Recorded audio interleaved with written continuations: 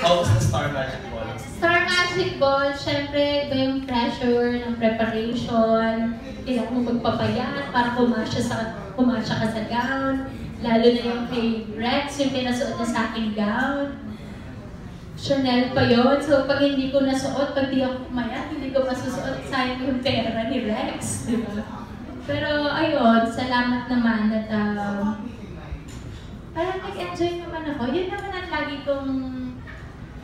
lagi kong gustong mangyari sa ball.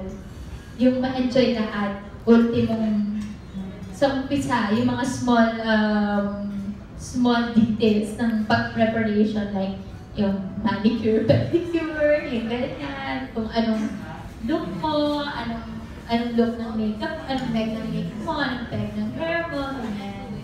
Pero ayun, hindi, after ng program, umakit lang talaga ako kaagad. Kasi parang lately nagpipigil ako ng ihi, ayun, activity, ayun ako. So, ang pangit naman itong CR ako na CR, diba? So, might as well, umakit ako kaagad after ng program. Hindi na ako nakapagsayaw ng todo dahil best in jingle ako noon. Yun ang award ko.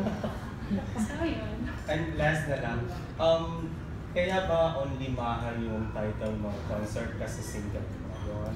Yeah? Yes. Hindi naman. Because of my fans actually. Sa kanila nang galing yan eh. Sa kung makikita niyo sa Instagram, laging may hashtag sila, only mahal.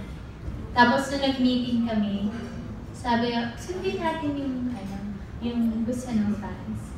Yung only mahal. So, yun yung nilagay niya.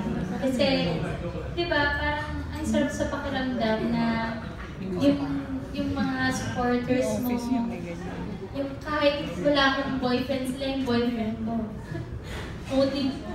One and only lang sila. Parang gano'n. So, etong gabing to, para sa kanila, galingan ko. Hindi ako magsasawa na mag-perform at mapasaya sila. Kasi sila talaga yung pinakamalaki inspiration ko. Okay. Thank you. Adrian, next question from Benedict.